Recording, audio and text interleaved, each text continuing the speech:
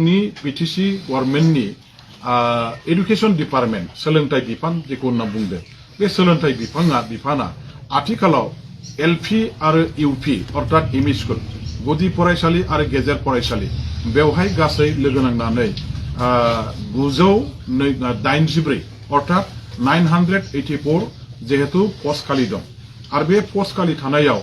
जोङो फिलआप खालामनो थाखाय मास्टार गोदानै फोरोंगिरि गोदानै थिसननायनि एपइन्टमेन्ट होनायनि हाबाफारि लानानै मोनसे बीटीसी गवर्नमेंटनि दैदेननायाव एडुकेशन डिपार्टमेन्टआव मोनसे सिलेक्शन कमिटि आरो नायबिजिरनायनि कमिटि जों बानायना होदों मानगोनां जोंनि बारग एमएलए बारग बीटीसीनि ईएम इमानुएल मोसाहारिखौ चेयारमेन बानायनानै बिथांजों लोगोसे गोबां माखासे गोरों एकाडेमिशियान बिथांमोनखौनो जोङो सोद्रोमा हिसाबै लाखिनानै बे भेरिफिकेशन एन्ड सिलेक्शन कमिटिखौ दाना होदों बिथांमोनहा तन्न'यै आबुङै खुब गेबें मोनसे माने आदब खायदाखौ बाहायनानै गासैबो जोंनि टेट क्वालिफाइड जायफोर केन्डिडेटफोर दं बिथांमोननि गासैबो डकुमेन्ट्सफोरखौ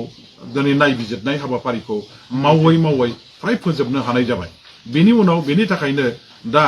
जोंनि टेट क्वालिफाइड जानाय केन्डिडेटफोरनि गासैबो डकुमेन्ट्सफ्रा थिग दंना गैया बेफोरखौ आरोबाव नायफिननो थाखाय अरिजिनेल डकुमेन्ट्सखौ चेक खालामनानै नायनायनि थाखाय मोनसे फिजिकेल माने मा होनो बेखौ फिजिकेल भेरिफिकेशन स्वयं केन्डिडेटआ गावनो जोंनि सिलेक्शन कमिटिजों मोगामोगि जानांगोन गावनि डकुमेन्ट्सफोरखौ लानानै गासैबो फैनांगोन दा बेखौनो जोङो खालामनो थाखाय फैगौ 17 तारिखखौ मोनसे तारिख हिसाबै प्रथम लाजेननाय जादोंमोन जाहाथे जोंनि टेट क्वालिफाइड केन्डिडेटफ्रा ओइदिनखालि फैनानै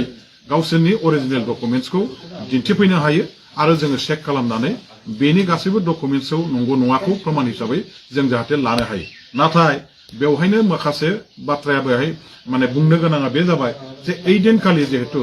आसाम रायजोनि गुवाहाटीयाव हर'होजाय स्टेडियामाव मोनसे बेसेबांबा गिदिर जारिमिनारि माने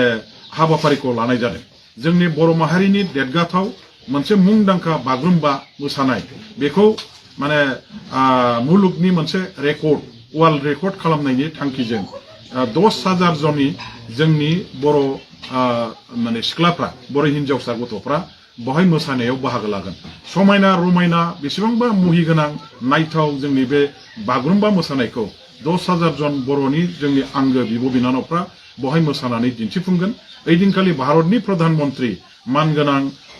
माने नरेन्द्र मोदी बिथाङाबो बाव बाहागो लाफैगोन सारा आसामनि मन्त्रि मनला आरो गुबुन दल संगठनफ्राबो बहाय बाहागो लागोन आरो बेवहाय गोबां जोंनि टेट क्वालिफाइड टेटआव पास जानानै मोजां नाम्बार लाखिनाय जायफ्रानाखि साख्रि मोनथाव बेबायदि गोबां जोंनि बर' हिनजावसा गथ'फ्राबो मोसानायाव बाहागो लाहैगोन साफा मोसागिरि महरै दा ओइदिनखालिनो जुदि जोङो फिजिकेल भेरिफिकेशनखौ लानाय जायोबा जोंनि गोबां माखासे माने बे टेट क्वालिफाइड जोंनि बिब' बिनानावफ्रा मोसानायाव बाहागो लाहैयोबा आरो एखे दिनावनो जुदि फिजिकेल भेरिफिकेशनाबो बेवहाय जुदि साख्रि मोननायनि हाबाफारियाबो जायोबा होमबा बिसोरो माने गोबां आख'-फाख'आव गोग्लैगोन गोबाङानो ओइदिनखालि फिजिकेल भेरिफिकेशनाव थानो हानाय नङा आरो साख्रि मोननायनिफ्राय बे खाबुनिफ्राय माने गोमानो गोनां जानो हागौ बेखायनो जोंनि दा गुवाहाटीयाव जायफोर बागुरुम्बा मोसानो थाखाय थांबाय वर्ल्ड रेकर्ड खालामनो थाखाय थांबाय जोंनि हारिनि मोजां मोनसे मुं आरजिनो थाखाय थांबाय बे बिनानावफ्रा बे टेट क्वालिफाइड मोसागिरि बिनानावफ्रा जाहाथे गावसोरनि मोननो गोनां साख्रिखौ जाहाथे खहा जानो गोनां जाया बिथांमोनहाबो जाहाथे जोंनि फिजिकेल भेरिफिकेशनाव गावसोरनो माने देहाय मोदोमै थानानै गावसोरनि डकुमेन्ट्सखौ श' खालामनायनि गेजेरजों उनावहाय गावसोरनि साख्रि मोननायनि राहा लामाखौ मोननो हायो बेनिफ्राय जाहाथे बिथांमोनहा खहा जानो गोनां जाया बेखौ नोजोर होनानै जोङो दिनैहाय जोंनि शिक्षा बिभागा सोलोंथाइ बिफाना फैगौ 17 तारिखआव जानो गोनां फिजिकेल भेरिफिकेशननि माने हाबाफारिखौ दोनथ'नानै जानुवारि दाननिनो 21, 22 आरो 24, 25 सानब्रैनि हाबाफारिजों जोंनि टेट क्वालिफाइड जानाय बिब' बिनानाव बिदा फंबाय जोंनि फरायसा केन्डिडेट बिथांमोननि फिजिकेल भेरिफिकेशनखौ जों लाफिनगोन दा गुवाहाटीयाव जायफोर दिनैहाय मोसानो थाखाय थांबाय बागुरुम्बा मोसानायाव बाहागो लाबाय बे जोंनि बिब' बिनानावफ्रा गोसोआव जेबो गिनाय गैया, गोसोआव जेबो आफसोस गैयालासे, गोसोआव जेबो सन्देह लायालासे, गोसोआव मोनसे प्रेसार जेबो लायालासे उदां गोसोजों गेबें गोसोजों जोंनि हारिनि मोजां मोनसे मुं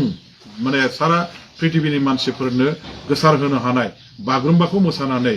वर्ल्ड रेकर्ड जाहाथे सोरजिनो हायो बेनि थाखाय मोसानायाव जाहाथे गोसो होयो, जेबो बावहाय गोसोआव आशंका लानांगौ गैया, बेनि थाखाय खाबु होनो थाखाय बिथांमोनखौ जोङो जोंनि फिजिकेल भेरिफिकेसनखौ फावसायदों। आरो आं सानो बिथांमोननि मोसानायनि गेजेरजों जोंनि बर' जाथिया आरोबाव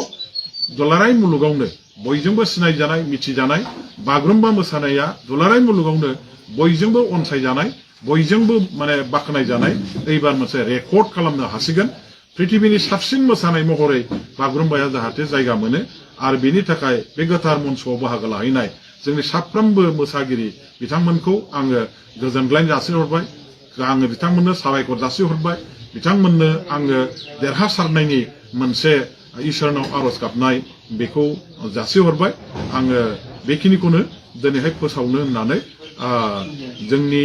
खौरां माने फोसावगिरि जोंनि ससियेल मिडिया आरो रिपर्टार नोंथांमोनखौ हांख्राय हरनानै दुलाराय बिटिसि ओनसोलनि आइ आफाफोरनिसिम बे बाथ्राखौ फोसावहरबाय। बेजों लोगोसे आं मोनसे खोथाखौ बुंगोन जे जोंनि जायफोर टेट क्वालिफाइड केन्डिडेटफोर बिथांमोनहा खुनु देवानि हमनांगौ गैया, खुनु थाखा फैसाजों माने सोरखौबा सोरखौबा माने बायनायनि खोथा गैया, सोरनिबा फुस्लायनायाव थांनांगौनि खोथा गैया। केन्डिडेट आरो केन्डिडेटनि गार्जेनफ्रा खुनु लिडार हमनांगौनि गैया, खुनु देवानि हमनांगौनि खोथा गैया, खुनु थाखा फैसा गारनांगौनि खोथा गैया। जों कमप्लिट मेरिटखौ बेस खालामनानैनो साख्रिखौ होनायनि थाखाय लाहार फाहारखौ खालामदों। दा बे हिसाबै आं बेखौनो बुंबाय, नो मानि नो देवानि मेरिट अनलि। दा बेखौनो जोङो मेनटेन खालामनानै बे मास्टार साख्रिखौ होनो थाखाय लाहार फाहार खालामदों। दा आंनि बुंनो गोनां बाथ्राया बेनो।